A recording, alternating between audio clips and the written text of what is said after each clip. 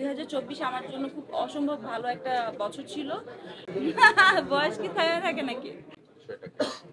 আমি দেখি ফেসবুকে আমাকে গিয়ে বাসায় গিয়ে আমাকে অ্যাওয়ার্ডটা দিয়ে এসেছিল, যেহেতু কোভিড ছিল তো ওই জন্য কোনো অ্যাওয়ার্ড ফাংশন হয় নাই। আর তারপর আসলে সিজিএফবি প্রোগ্রামে কখনই আসা হয় নাই। এর আগেও যতবারই আমি নিমন্ত্রণ পত্র পেয়েছি আসি নাই সামহাও।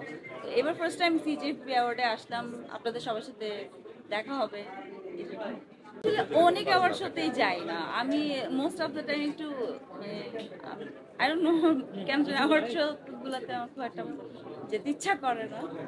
তো এটা আই ডোন্ট নো কেন। একটু কারণ বলবেন যে আসলে হয়তো নমিনেশন যেখানে পাই সেখানে যাই আমি। এর আগে যেটা হয়েছে সিজিএফবি, যেটা আমি বললাম যে award, first award CGFB, second award পেয়েছিলাম আগস্ট 14-র জন্য চ্যানেল আই থেকে যেটা দেওয়া হয়। তো ওইটার জন্য আমি যেহেতু অ্যাওয়ার্ড নমিনেশন পেয়েছিলাম অ্যান্ড আই ওয়াজ কনফিডেন্ট যে ইনশাল্লাহ হয়তো পাবো অ্যাওয়ার্ডটা, তো ওই জন্যই গিয়েছিলাম। তাছাড়া আসলে নমিনেশন না পেলে যাওয়ার আসলে আগ্রহটা কাজ করে না। গ্রহণযোগ্যতা আমি জানি না, যখন যেই অ্যাওয়ার্ড পাই আমি শিওর যারা অ্যাওয়ার্ড দিচ্ছেন বিবেচনা করে বা অনেক কিছু চিন্তা ভাবনা করেই দিচ্ছেন। মানে আমি ওখানে কোনো ধরনের কোনো মানে জাজমেন্টে যাব না ডেফিনেটলি। বাট সামহাও আমরা সবাই এটা জানি ডিপ ইনসাইড কিছু না কিছু তো বায়াসনেস তো থাকেই। তো এটা হয়তো বা সব ক্যাটাগরিতে থাকে না, দু একটা ক্যাটাগরিতে হয়তো বা থেকে থাকলেও থাকতে পারে।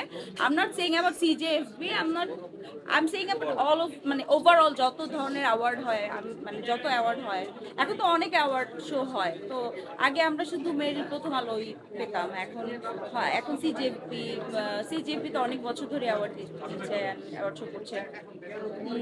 সো ওই জায়গা থেকে আমার মনে হয় যে আমি জানি না যারা অ্যাওয়ার্ড পাচ্ছে হয়তো ওভাবে তারা ডিজার্ভ করে বলেই পাচ্ছে।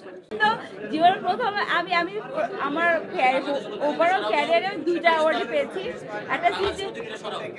একটা সিজেএফবি, সেকেন্ড হচ্ছে ওই যে বললাম আগস্ট 14-র জন্য পেয়েছিলাম, চ্যানেল থেকে যে অ্যাওয়ার্ডটা দেওয়া হয়। তো এই দুটো অ্যাওয়ার্ডই পেয়েছি সোফার।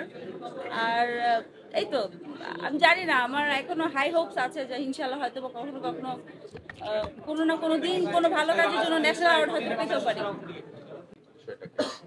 আমি দেখি ফেসবুকে,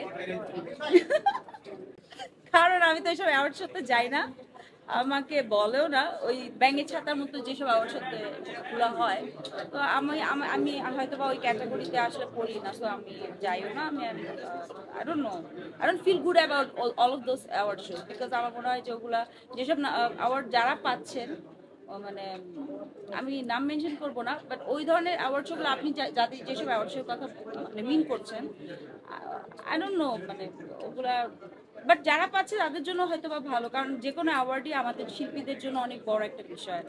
নমিনেশন পেলেও খুব ভালো লাগে, অ্যাওয়ার্ড পেলেও তো আরো বেশি ভালো লাগে।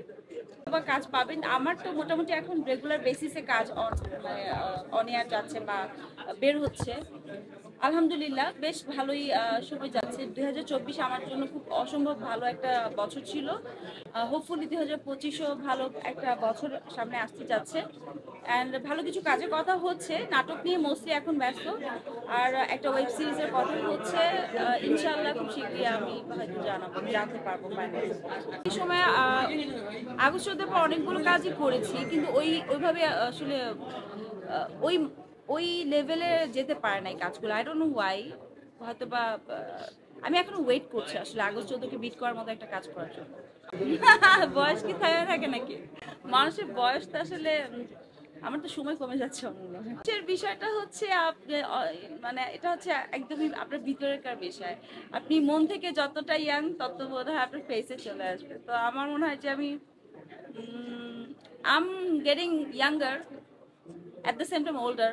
হয়তো উপর দিক থেকে মনে হচ্ছে যে আমি এখন বয়স্ক হয়ে যাচ্ছে, বাট হয়তো বা মানসিকভাবে আমি হয়তো বা ম্যাচিওর হচ্ছি, এটা হতে পারে।